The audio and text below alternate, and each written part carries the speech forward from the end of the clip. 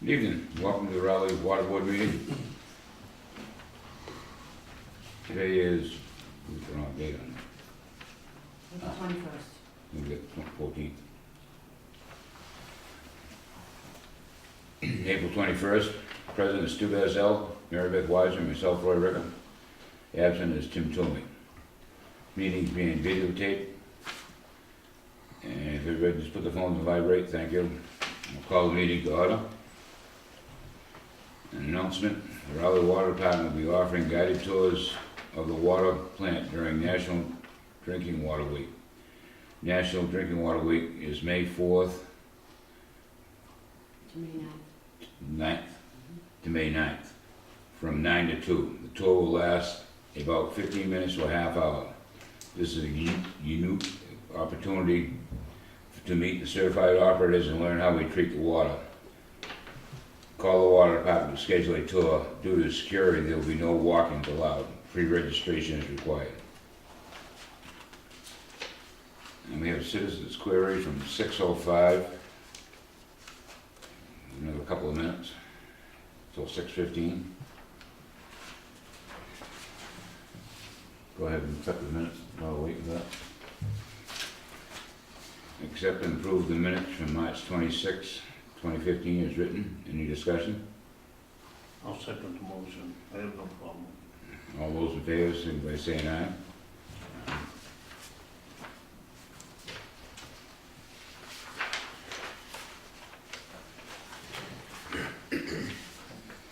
Under old business, we got the update on the shut-offs. We started with 192 customers that were 60 days overdue. These customers received a letter notifying that the water service would be terminated the week of April 20th. They did not pay the water bill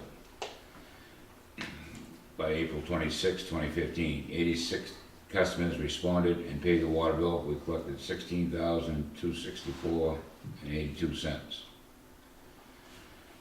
On April 6th, the water department sent out a second notice to 102 customers notifying them that the water service would be terminated the week of April 20th. They did not pay the water bill by April 17th. On April 21st, 2015, the water department tagged and shut off 28. Revenue to be collected is $14,510.38. We started out with $74,322.61 in unpaid water bills. Total, we have collected $60,000 even. If I could add to that, I don't have the latest figures because it was happening throughout the day to be prepared for the meeting. So what happened today is we went out, we did tag the properties. Several customers came in and paid what they owed in full. Other customers have gone on a payment plan. Some of the customers that owe a couple thousand, $900, $1,000, they've gone on a payment plan. They have paid half of what is owed, and then the remainder went on a payment plan. I will have, after today, or tomorrow, I should have an updated where we're at with the remaining of the customers. We still have some customers we're dealing with. There are customers that are without water right now because they just didn't do anything. And so we'll find out tomorrow. If we do get any calls after hours, we do have an on-call person. If they want him to go out and turn the water on, there'll be an after-hours service call for that, in addition to the turn-on and turn-off fee. So I would imagine most people would come in at 7 a.m., pay the water bill, and then we'll go right out and turn the water back on for them. So that's pretty much it in a nutshell. You know, I will say, we did make some mistakes today. It's been since 2012 since the water department has done any shut-offs to collect any monies in the arrears. There was a lot of activity going on today with customers were calling the office. Customers were also calling the 800 number and speaking to Penachuk. And then we had the field representatives, the operators out in the field. So there were several parties, there was some miscommunications. It all worked out in the end, but actually this afternoon, before the guys went home, we actually sat down, I sat down with them, and we went over, you know, I expressed my concerns and my opinions of how I thought today went. what we could have done to do better next time to make things more smoothly. So we've already identified some issues that happened, not on Pennachuck, but on our end here locally at the water department. I identified the issues and we're gonna work through them for the next time. So I just wanted to let the board know, we did make some mistakes, so if you do hear anything, yes, it wasn't Pennachuck, it was the water department here locally in Raleigh that made some mistakes today, and we fixed them. So I just wanted the board to be aware of that. Under this section, you wanted to talk about one account in particular. Did the board still wish to talk about that one account? I do have some information on that for you. Do you want, so, Yes. Would like to discuss that? Okay. Okay. We have one. No names, please. Okay. We have one customer who has several accounts with the water department.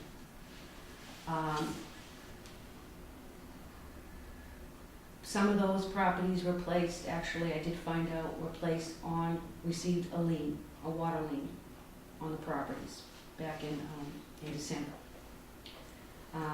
Some of the accounts were not paid, are in arrears as of back to August of 2014. The customer is blaming Pennachuck for the situation that they're in. That the accounts are all messed up, that things are not, he's claiming things are not the way they were before Pennachuck took over. I can assure you, and I'll share with you because it's in your packet, that that is not the case. Lien letters went out, liens were placed on properties, you know, for customers that owed over, at that time it was over $500. This customer came in, and in December paid the amount that was said he had to pay to remove the lien from the property. The customer came in and paid that amount back in December. Shortly after that, communications between this customer and Pennachuck took place in January of 2015. The customer was saying that there was a problem with the accounts, what they were called. All the water bills were received by the customer because they all had the same address. So I think there was about 7 or 8 of them. The customer had been receiving the water bills prior to Pennachuck taking over customer service for us and after. So that was not an issue. The customer continued not to pay the water bills. Interest accrues when you do not pay your water bill in full. Customers required to pay the water bill. In your packet, you have a printout. This is actually from an Excel spreadsheet from the Raleigh Water Department meter reading records. And I'd like to draw your attention, this is just for one of the accounts. And I would like to draw your attention down towards the bottom half, you'll see a grade-in section. And if you look at the first one under the account, and you look up where it says bill date, and then the next column over I have circled is the post date.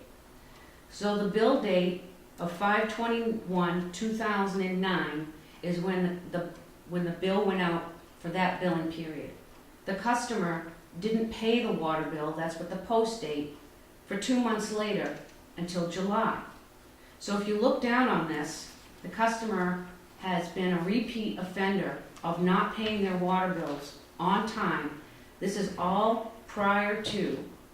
So the accounts were the same back then as they are now. So I just wanted the board to be aware of it, that the customer has not paid his water bills repeatedly, not on time. So if you go back and look, one of the accounts was billed in May and they didn't pay it until September. One of them was in July and they didn't pay it till the following year in January. That's 6 months of not paying a water bill. During that time, that water bill would have accrued interest and the customer would have been obligated to pay that interest.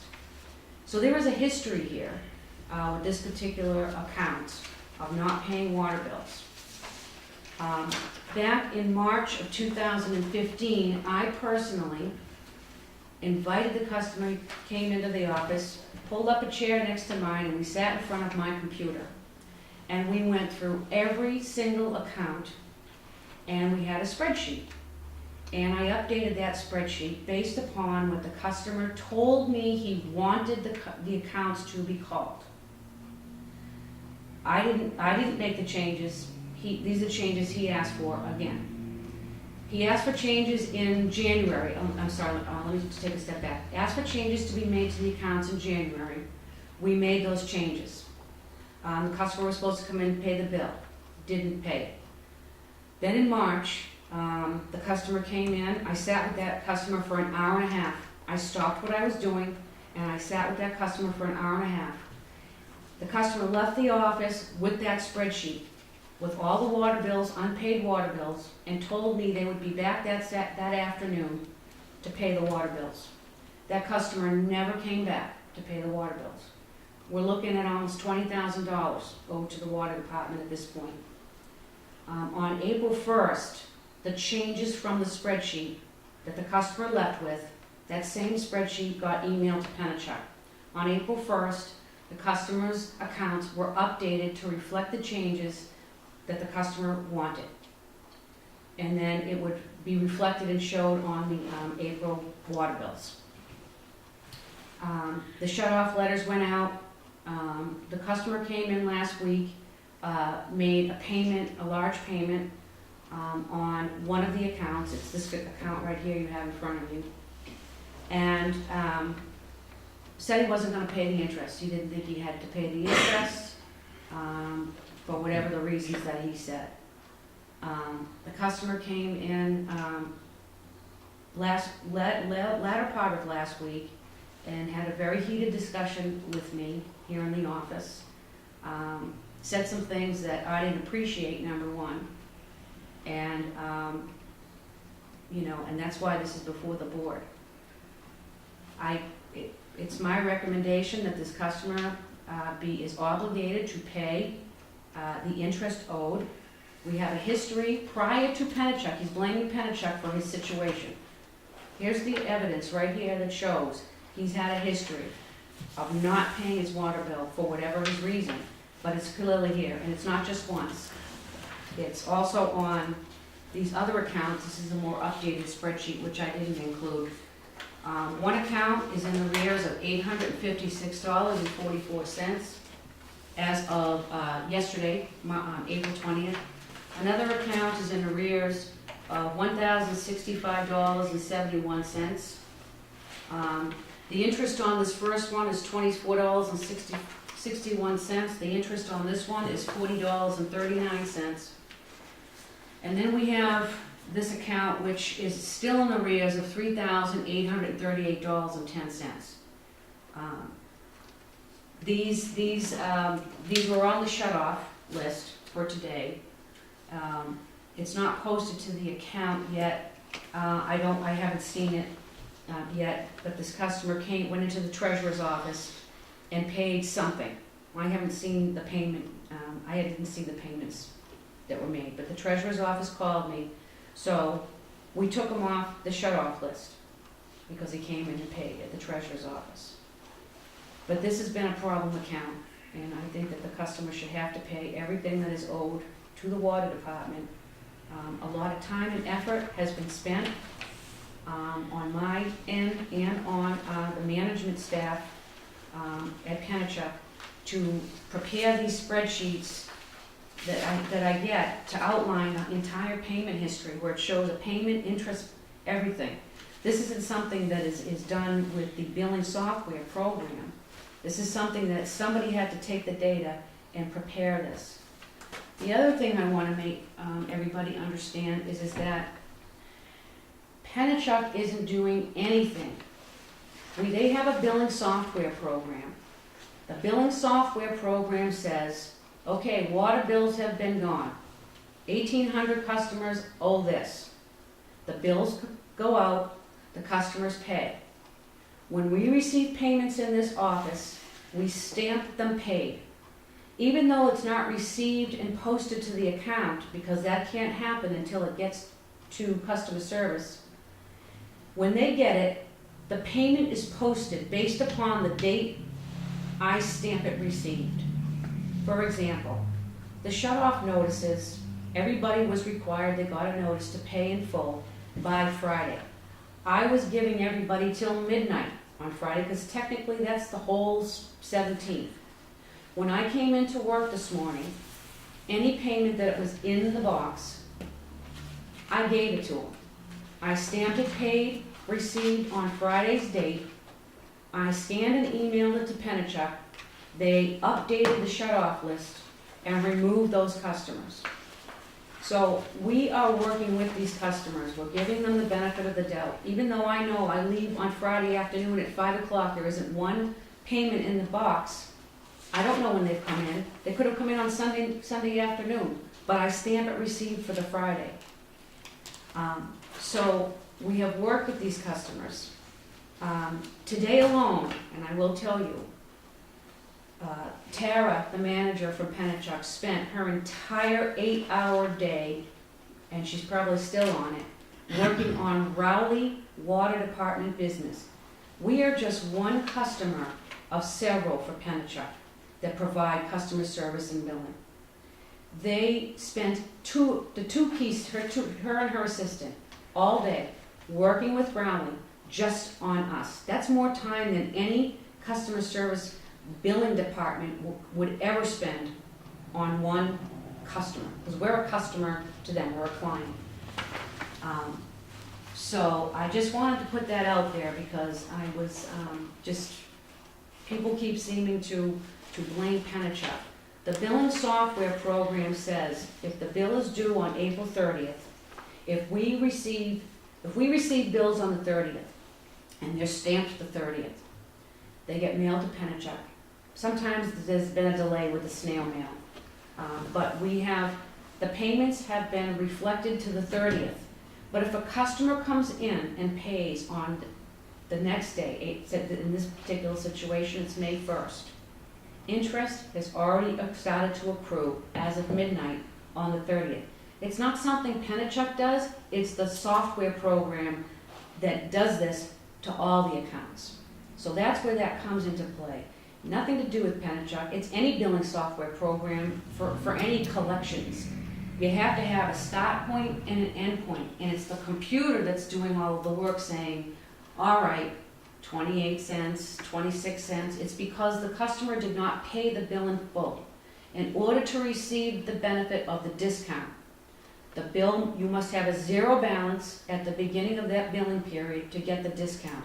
If you don't, and the customer takes the discount, now starts the trickling effect of interest for $1.02 or 96 cents or whatever it equates to. It's the billing software program that does this. So I think it's important that everybody understands how it works. So I think the customer in this particular situation should pay the interest, because we had 192 people in the same situation.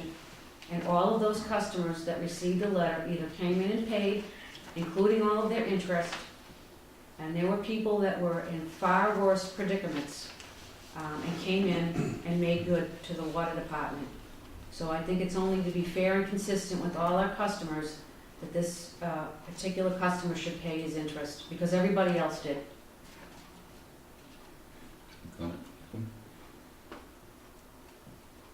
Mr. Chairman, can I just ask one question?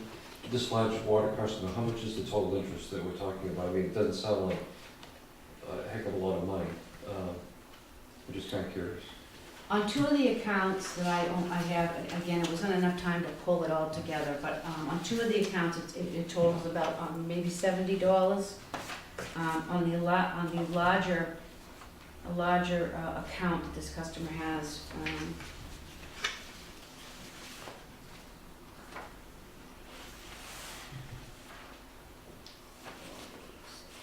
it's about, I think it might be about $150 of interest. I mean, that's still a low amount of money for the total bill. What's it, a $20,000 bill? I mean, okay. So the customer, to what my understanding, has paid everything except for all of the interest. And what's happening now is this customer doesn't have a zero balance. and every day there's not a zero balance, that account is gonna be accruing interest on the interest. Because it looks at it as an unpaid balance. You talk, excuse me, you're talking roughly $220? As of right about at the moment, Yeah, roughly. but every day it goes up by 14%.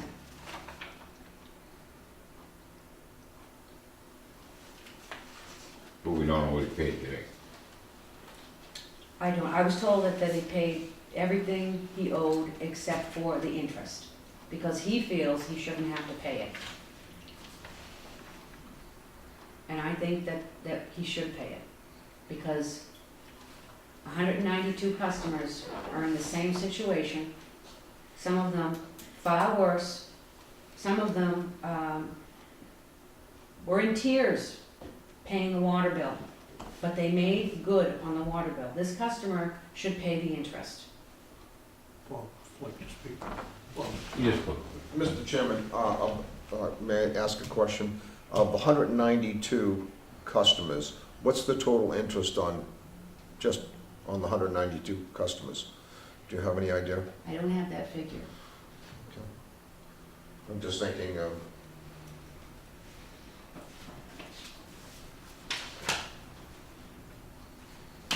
The figures I have are for each of the accounts.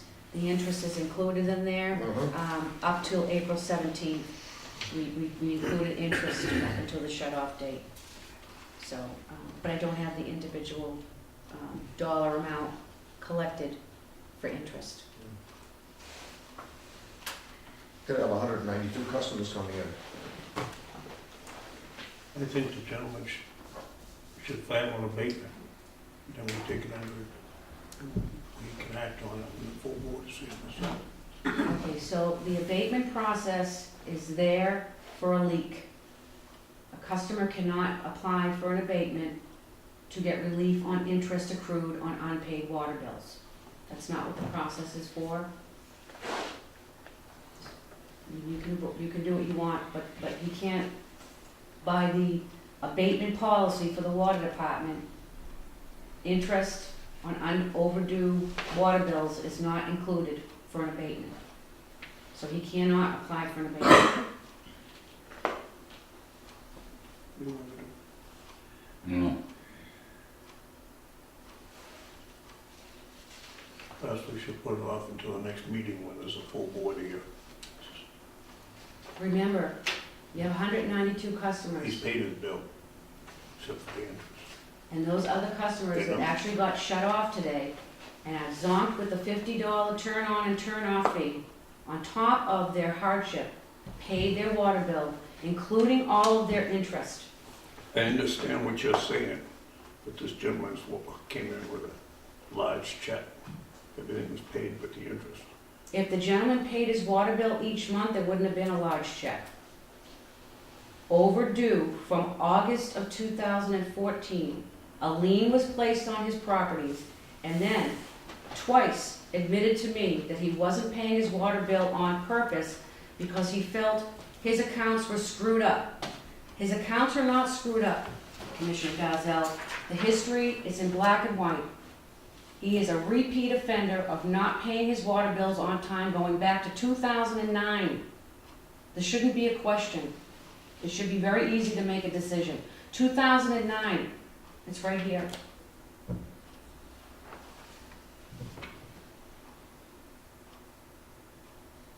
If you don't have him pay this, you're gonna have 192 customers coming in here wanting a refund for their interest. We can't have that. It's gonna set a bad precedent and special consideration for one customer. What about all the other 1,800 other plus or minus customers that are late a little bit and they pay all their interest? I have customers that come in here and give me 4 cents, 25 cents, 28 cents because it's an interest thing. But they come in and they pay whatever they owe. They're obligated to. Under our bylaws and under Mass General Law, they're obligated to pay this.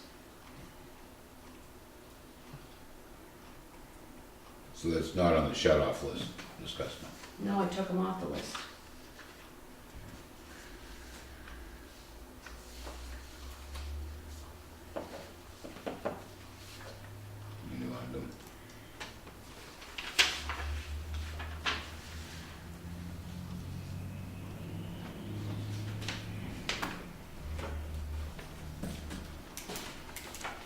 I respect what Mary Beth had to say, okay?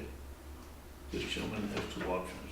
He can come in and speak his piece, and we can make a decision. He was given that opportunity. Or he can pay. He was given that opportunity to come in tonight and did not come.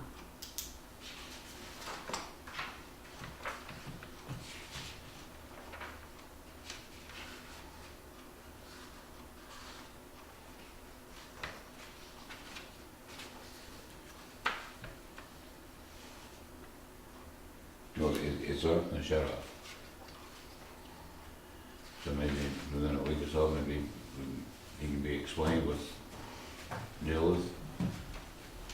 You know, Why you brought in Elijah's check. yeah. The next water commissioners meeting is not gonna be until, May 19th. Because we have, so that's a long ways away to put this on hold.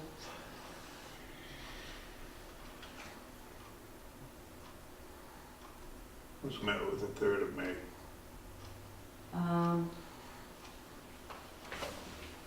right Is here. that 2 weeks or 1 week? Well, we have, town meeting on May 4th. And Open house is that week. we've got the also. open house that week. And then You the can do following, it the 5th if you wanted to. the following Tuesday was the 12th is, the elections. Hmm. We originally were gonna meet on the 12th, but decided not to because it is elections. Okay, you have the last check. The water bill's all paid except for the interest, a couple $100 in interest. And,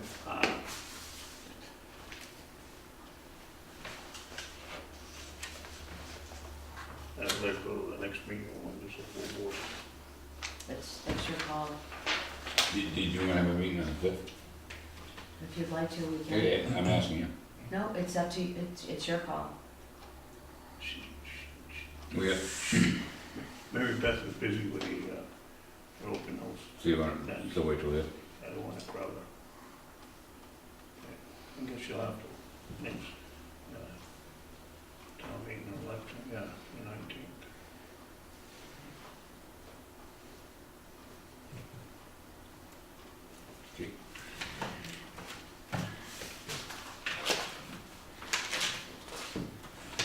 You all set on this? Do you have anything else on that? No, that was it. Mr. Chairman, I can't just sit here and not say anything. I don't understand what is gonna change in, say, 2 weeks. I don't know who this customer is, but, you know, this is on TV, people see that, people paying their bills. That's why we're not mentioning any names. Yeah, that's good. But, you know, the situation that the water board has been in this last year, we're running the deficit, we're trying to balance that out at the end of this fiscal year, never mind next year, which the budget went up a considerable amount of money in order to function the way it should be functioning. I just think that we're sending out a bad message to the public that we're taking one individual, one customer, and treating him any different, whether he's a large water customer or a small water customer.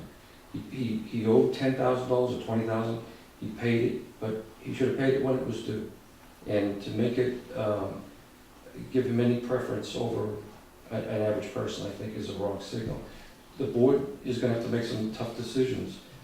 This won't be the only one, now that you go forward with the financial situation. The thing that I was told about the whole thing is that it wasn't listing which property was which, and he has a bunch of them until just recently. That's what I was told. Okay. The changes were made on April 1st to the account. You have in your package a copy of the spreadsheet. When I sat down with this customer in March.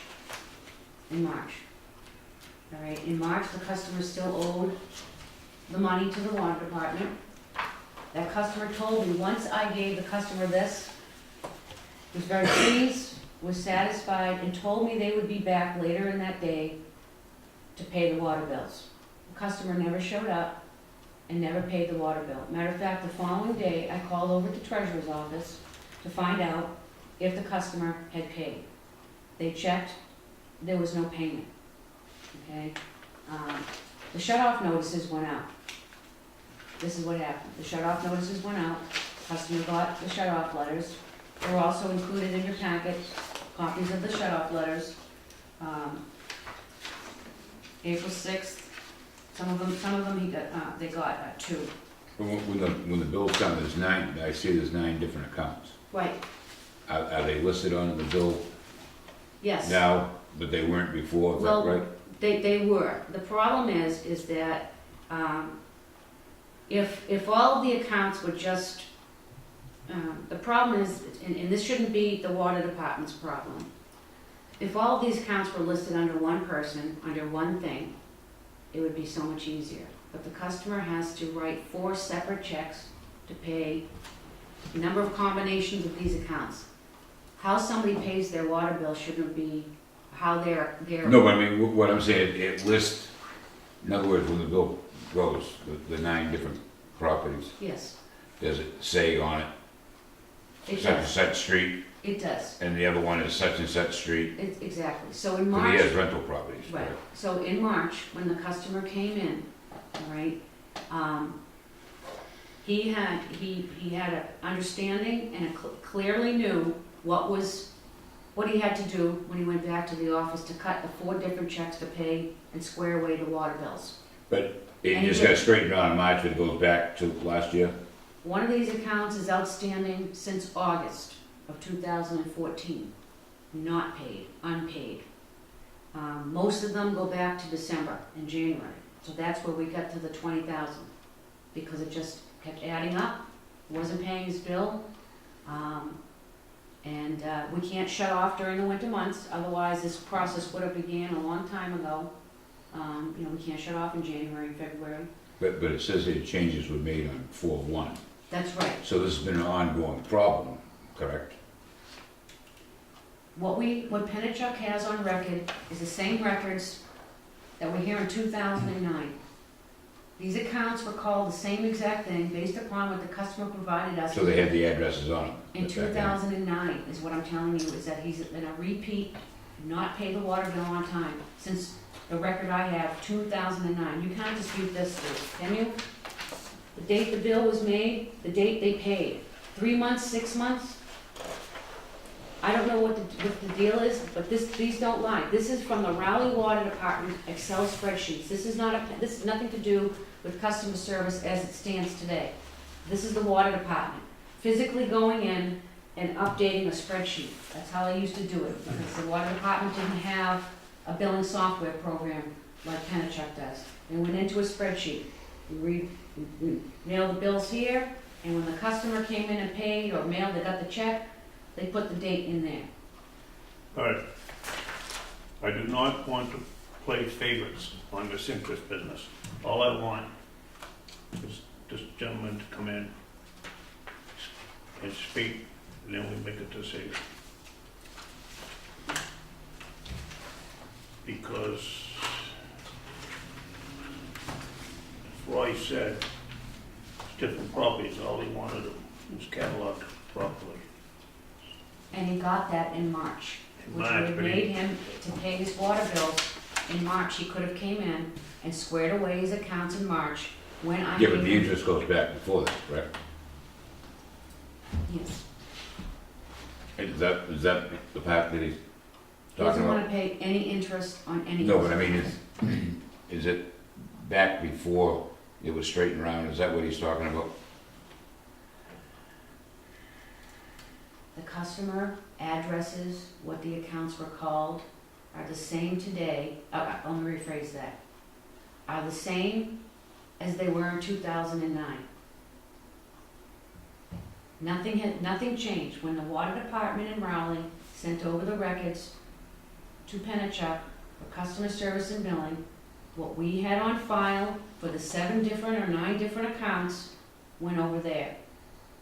We have a history of not paying on time prior to March of 2014, which is the first bill that got sent out by Pennachuck. Nothing changed. The customer continued before and after Penachuk took over not to pay their water bill, for whatever reason. The lien was placed on the property.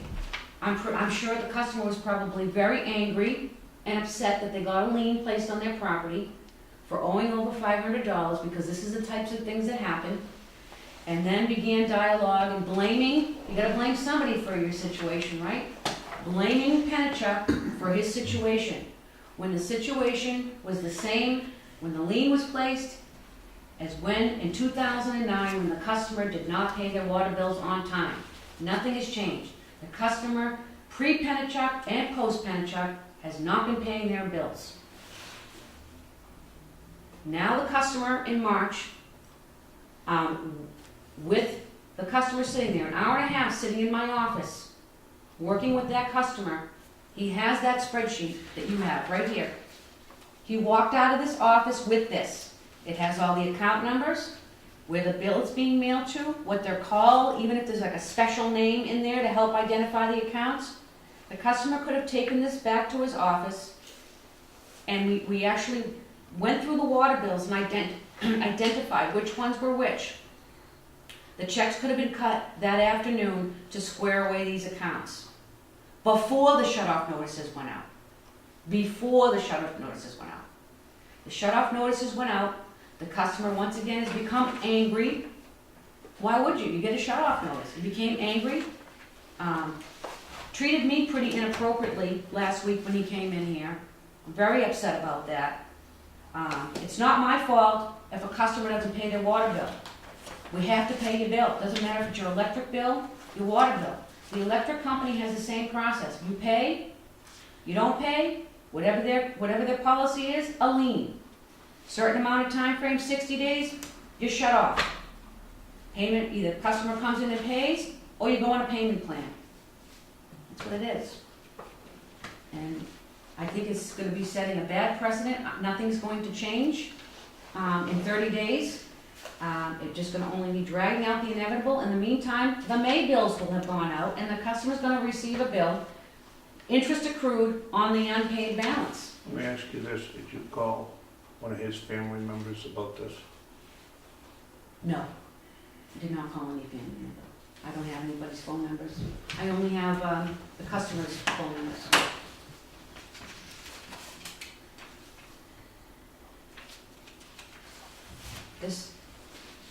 The board is gonna do what they're gonna do, but nothing's gonna change in 30 days.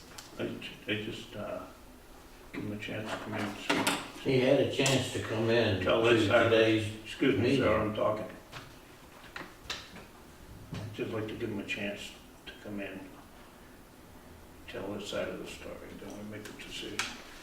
Because it's not gonna be shut off now anyway, because it came in paid today, so But, if he wants to do something or not do something, you know. but interest is, excuse me, Mr. Chairman. Well, it's gonna keep but going on. Interest is still accruing, so interest will accrue on the interest that's owed, On the unpaid balance. unpaid Yes. balance. Which will show up on the May water bill. And when that happens, you also are not eligible for the discount. So the discount would not apply on this account either, because it's been, the software program is seeing that there's been an undue balance that's being carried forward. So it doesn't afford the customer to get the discount, and it doesn't afford the customer to waive interest. I know what I would do if it was me, but that's me.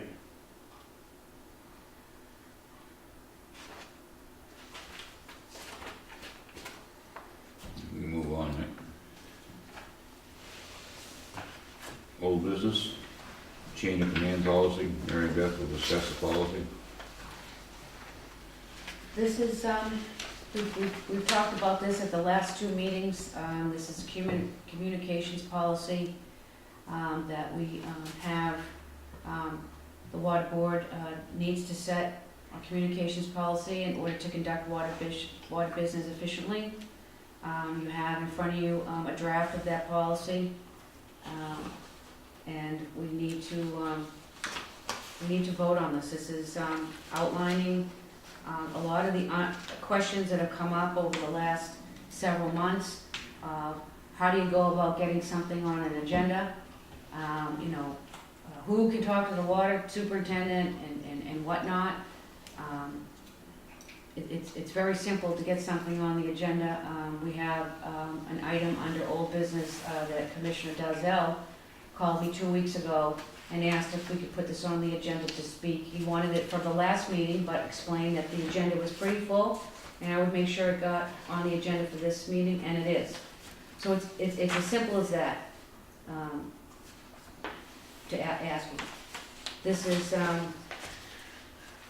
policy that needs to be in place. We've had some issues and some over the last several months. And I would like the board to vote in favor of this policy. Any questions?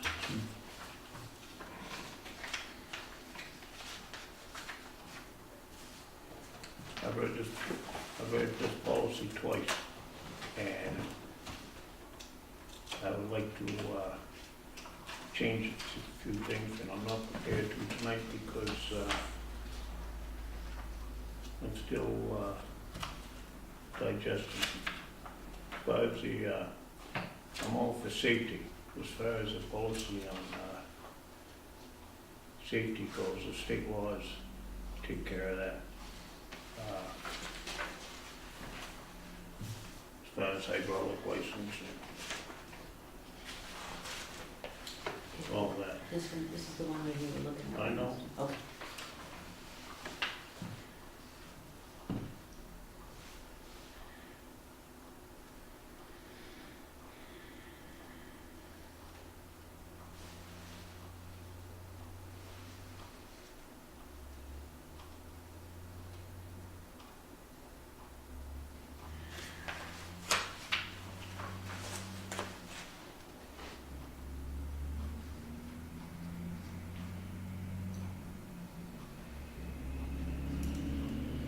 I would just like to remind the board again that you currently already have a policy on the books that was voted back in October 21st of 2014 on this. This is just an expansion to cover some of the issues and questions that have come up. So you already have a communications policy on how we go about doing things. I have a copy of that in here. I didn't include it this Oh. time. It will be in your white binder under. Was that last meeting? I believe so, yes. So if you look, I'm not sure which number it is, but you'll be able to tell by the title of the page.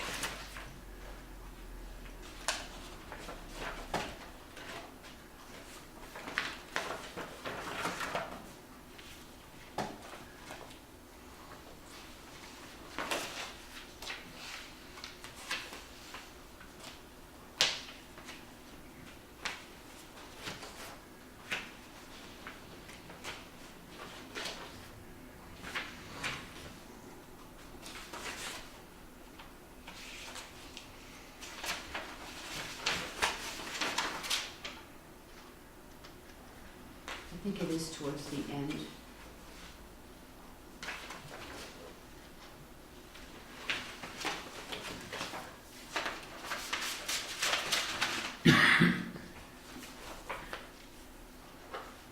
That's not under the water treatment plant issues, right? No, it would be under its own category, communications policy.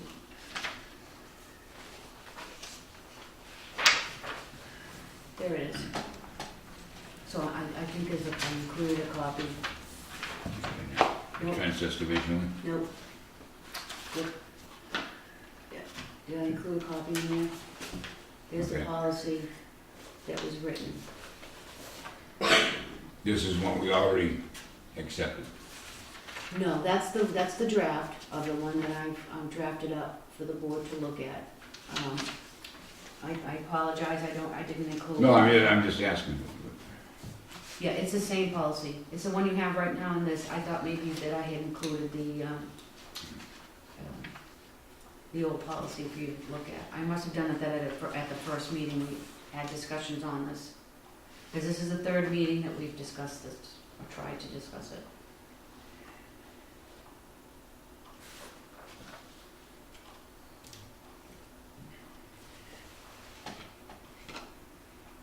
So you still wanna make changes, down the road, so? Yes, I would.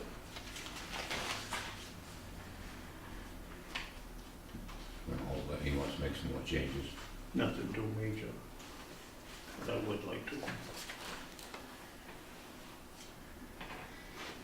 Okay, Well, let's face it,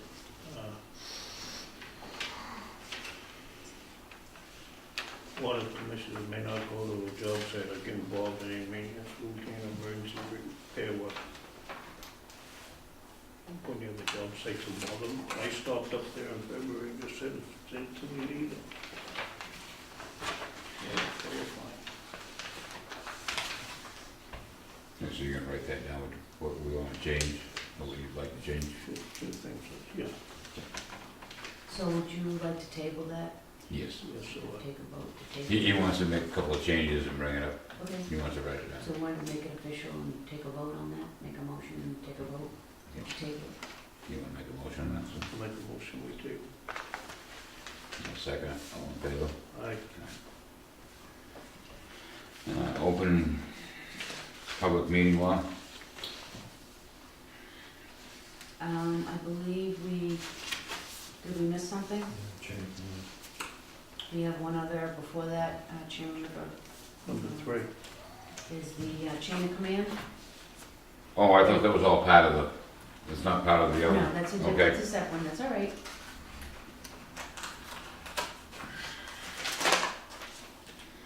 Okay, chain of command responsibility, Yep, keep flipping back. you wanna read that, or? And then one more page for that. There you go. Chain of command policy, Mary Beth will discuss. Again, this is just another policy that I'd like the board to vote on. It's a two-part policy.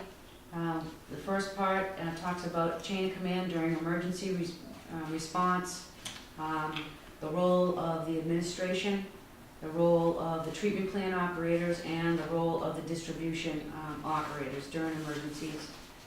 And the second part talks about the roles of the water superintendent and the water commissioners.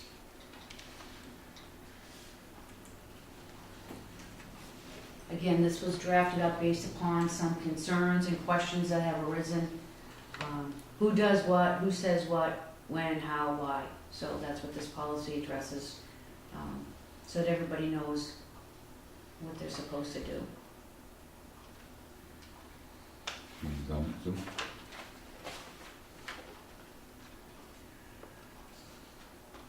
No, I don't.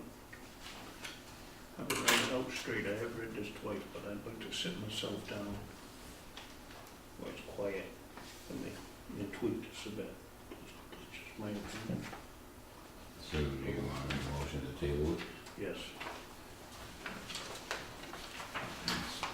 Second, all those in favor?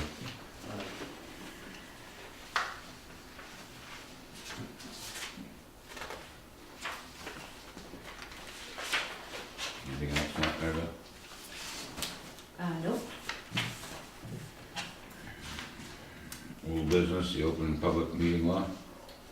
Yes, I just wanted to, I received the most updated version, which is dated March 18, 2015. So I just wanted to make sure that the board received their, so you can, if you already have a copy of this, so you can just, this supersedes that, so you can just get rid of that one, and this is your new copy. Thank you. Mhm.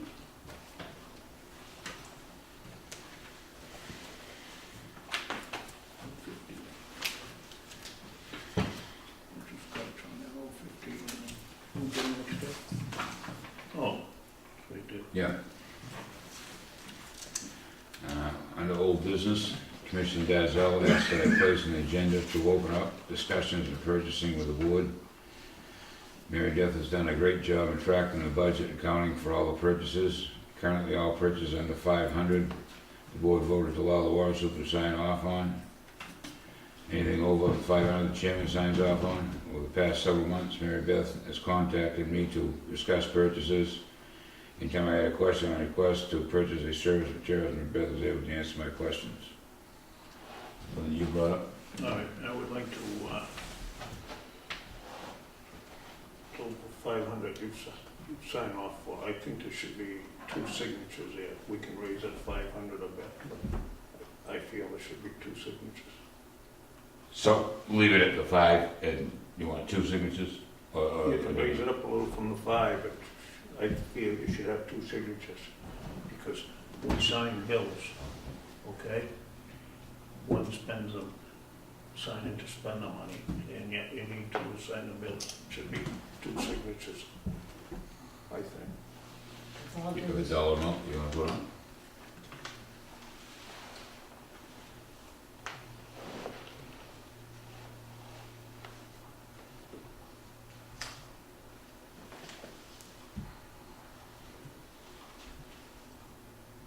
Raise it up a little bit, 800, 900. You want to even up to 1,000? Put it up to 800. 800? But we realize some things are emergencies.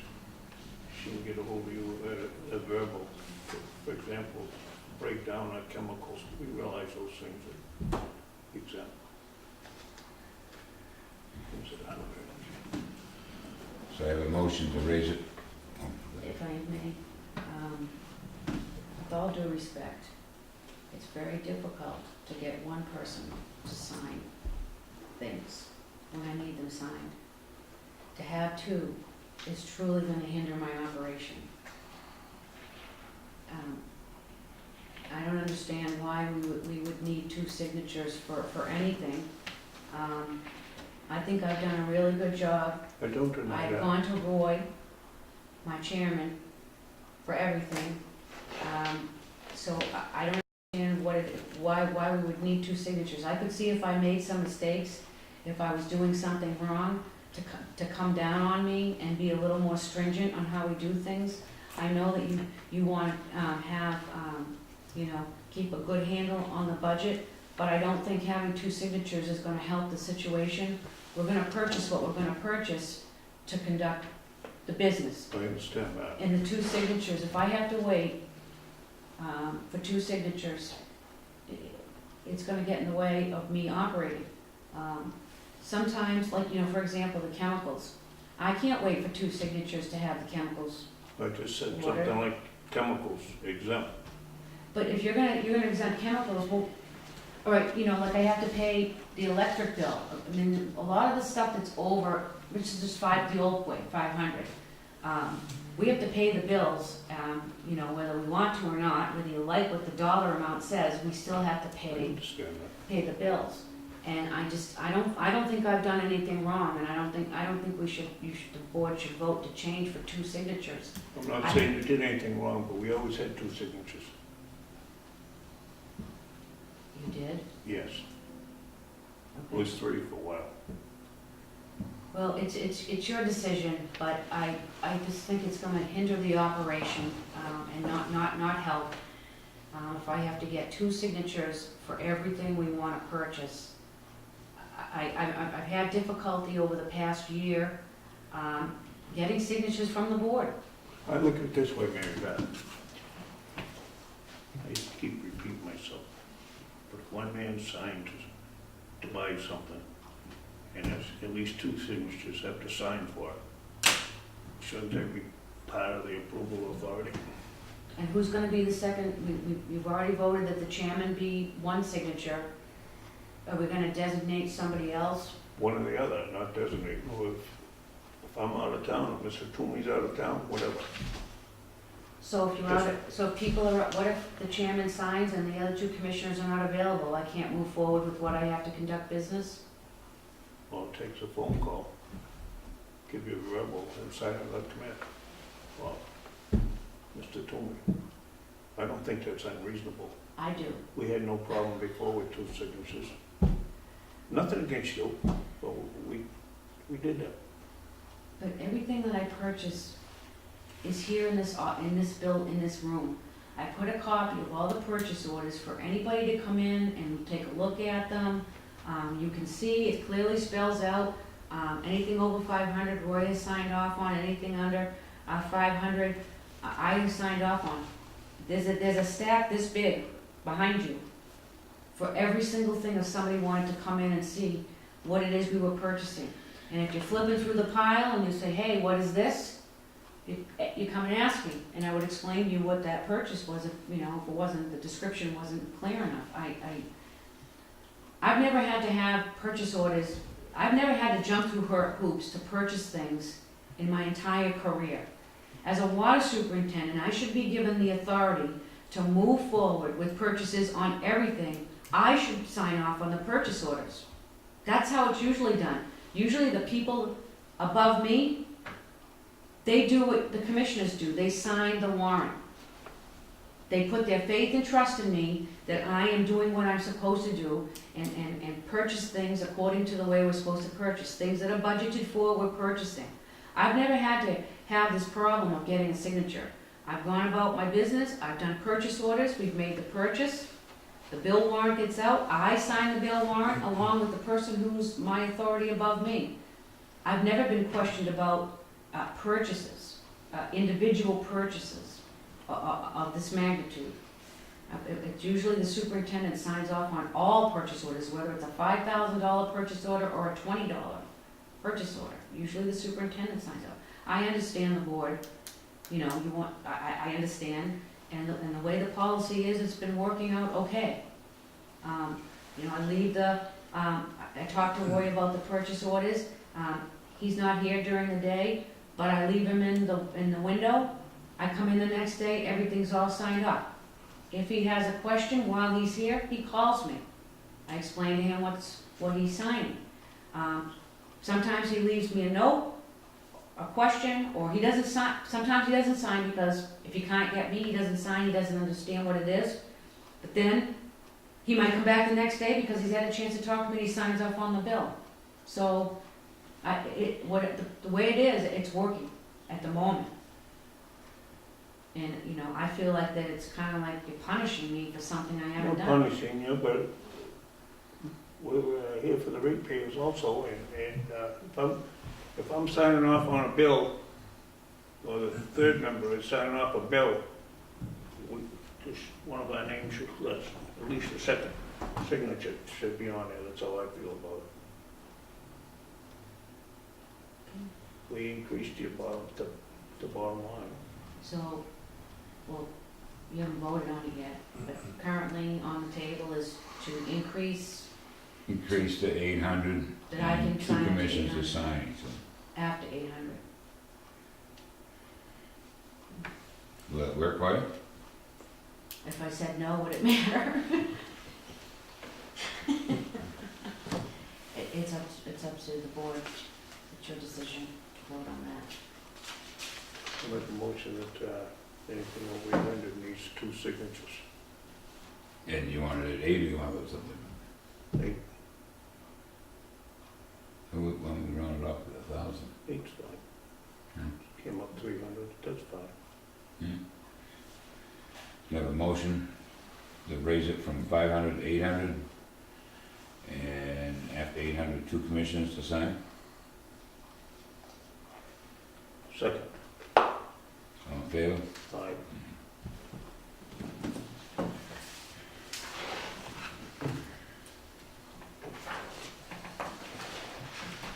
And the new business, resident management plan and waste disposal plan. As part of, can we read that? Sorry, yes. As part of the normal operation, the operators need to pump sludge from the clarifiers. The operators also generate waste from following laboratory tests and well as a cleaning process for the Paul filters. It is necessary and required by the Mass DEP to have a policy in place for disposal of this waste. Mary Beth has drafted a plan. So, in your packet, I gave a memo to the water board dated April 16th about the waste handling. And this actually is a water treatment plant issue. The sludge from the clarifiers is all the stuff we remove from the process. We have to put it out to the lagoons. Those are those swimming pool looking beds out behind the treatment plant. Over the winter months, everything froze up and they were unable to pump the sludge for 3 months. That isn't good because the sludge is building up in the clarifier, and if it gets to a certain level and we're not able to remove that sludge, that's a problem. We could have some carryover. The plant could shut down. There are several things not in an operational favor to happen. So I wanted to make the board aware that we're continuing to experience issues. Did notify Weston and Sampson of this. We should be able to remove sludge and pump sludge 7 days a week. And we can, Oh. So much of it stays in the pools, and then a company like Waste Management, something like that comes in and takes it out. it does, so that's like the part two. So, but the first part is there's an issue with our ability to pump sludge You know, this which month? past in the winter months, which means that if we're not able to do that part of the normal day-to-day they pump the sludge daily. They take it, they drain it down. And then it goes into the drying beds, and then and the lagoons out back. And then it sits there, and over a certain period of time, that sludge will go through a freeze-thaw. We will have to do a metals test on it, percent solids, and then we will have to have somebody come in and haul it away. So, the part two is the policy that I've drafted. This is required by the Mass DEP. It's the residuals management plan and waste disposal plan. And it talks about all the different types of waste that we generate because of the process we're using at the treatment plant, including the cyanide that we generate in the laboratory. That's a monthly charge of about $500 to remove the cyanide. It's cradle to grave. So all this waste we're generating is gonna be owned by the Raleigh Water Department from cradle to grave. So we have to go through the state, get a waste manifest. This was another one of those costs I don't think that was presented or the board might have been aware of. As well as pumping out the tight tank to the tune of $1,200 a month. And then this sludge hauling, that's big bucks. And you gotta find somebody who takes the stuff. So there aren't very many wastewater plants that take this stuff. There was one in South Berwick, but that's quite a distance and to take it. This guy in South Berwick, he's been taking everybody's sludge for years. Unfortunately, he's gonna be retiring shortly, I heard, But a lot of companies like Casella, Waste Management, but they have to take it somewhere. right, they have. And not all treatment plants will take this stuff because it contains metals, heavy Right. metals. And some of the treatment plants that process for the waste stream cannot accommodate such a high dose of heavy metals that we're removing. So we have one other location we're looking at, and I don't have an update on that, but we're looking at it. But this is a policy I'd like the board to vote on, for that sludge. We've also included in your packet the sampling plan and the analysis plan for the removal and what we need to do, and a copy of one of the test results so you can see what it is we're testing for. This was one that was done on some of the sludge back in July. You mentioned freeze and thaw, you didn't have to worry about a thaw in this winter. Well, freeze over the winter, thaw over the spring, and that's the way, because it's truly driven on percent solids. We have to have, I think it's under 21% solids for the removal. Okay. So when it goes through that freeze-thaw process, it actually does help remove some of the water in it. One big block this winter. Right. So that's what this policy is all about. And I would like the board to vote in favor of that. Any I'll other- make a motion. Second. We vote in favor of this. Budget now. All in favor? Aye. Okay.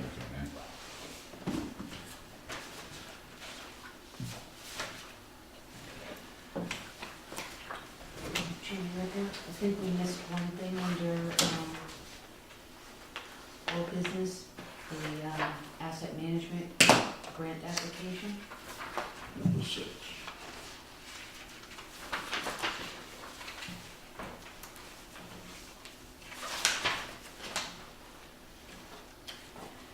The open meeting.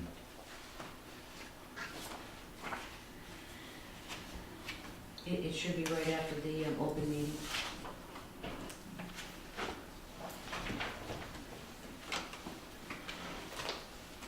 It should, keep going. It's all open meeting stuff. isn't it? Yep, flip that, it's after that, Is that- keep going. That page, At the end? right there. all right. No, not that, flip that page over. Flip that one over. There it is. It's new business. All right, well, the You just asset, did that. okay, the asset management plan, I just, in your packet, it's just for your information, is the, application that was submitted to the DEP, from Tater and Howard on our behalf, no charge, to apply for that $30,000 grant money, to, take a look at all of our assets, water mains, hydrants, vehicles, computers, office equipment, and place them on a replacement schedule, which would be right in tune with what you're looking for the future, which is to having a stricter policy on purchasing items. So now we're gonna, if the board decides to move forward and do this, if we're awarded it, you'll be able to have some really good information to say, so we're not gonna be replacing computers before their time. We're not gonna be buying a new meeting table because this meeting table is in good shape. Those kinds of things will help us with our purchasing. So I just wanted to give you a copy of that application. Yeah, it's not in there, right? I don't have that. I got it next one. You do. Okay. Right. Okay, now to. Let's do that one. Footwear policy. Footwear policy. The purpose of this policy is to reduce or eliminate the instances of employee slips, trips, and falls related to events or injuries through the use of proper footwear. I'd like the board to take a vote to accept this safety policy for the water department.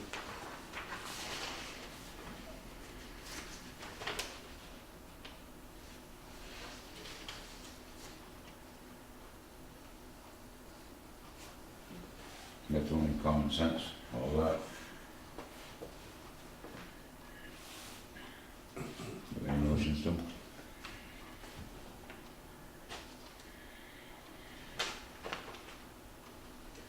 I'll make a motion. I'll If we second. accept this. Footwear slip and trip policy.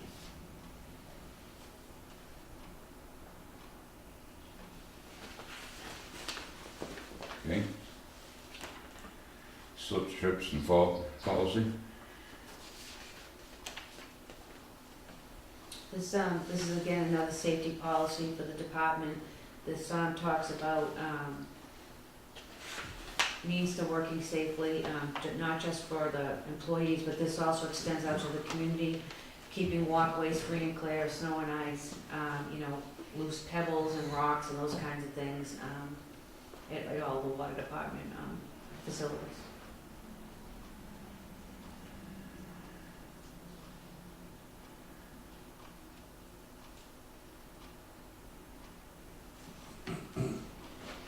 I'll vote for it. I'll second.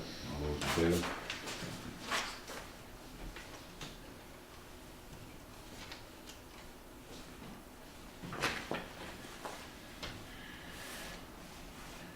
Under new business, unscheduled emergency repairs of water mains.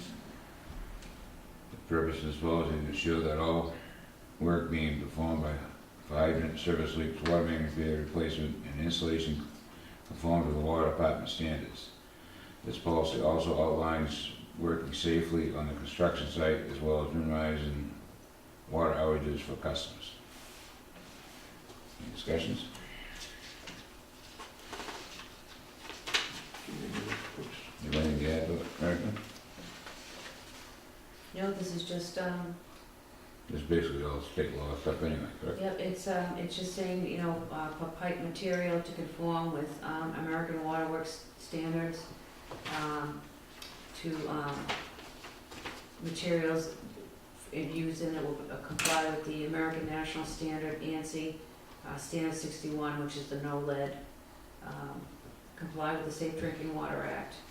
So when we're making a main repair, you know, we take a piece of pipe out of the yard, making sure that we're throwing in, excuse me, either the chlorine tablets, to achieve a 50 ppm solution before we energize that into the system to eliminate any, potential, you know, bacteria into the drinking water. I make the motion to accept that. Talks about public notification, so if we have, for normal and routine shutdowns, we would notify customers, and try to do our best during emergencies to notify customers. Perhaps while we're waiting for the dig safe to get completed, we could be notifying. It talks about the repair activities, excavation and the trench work, you know, determining when you use the trenching and shoring, determining the soil types, that kind of thing.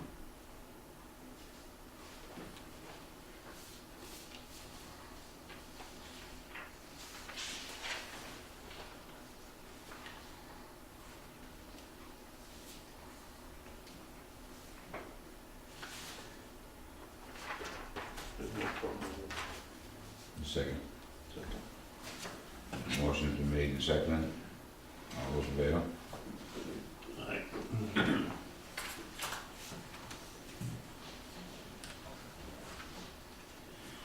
And the next meeting, we get down to 12th, it's gonna be the 19th, correct? Is that what you would like, yes? We decided not to 12th. Yeah, May 19th. Our next meeting's gonna be May 19th, 2015. Anything else, Sue? No, I can't think of it. Let's make a motion to adjourn. Make a motion to adjourn. Second, all those in favor, signify by saying aye.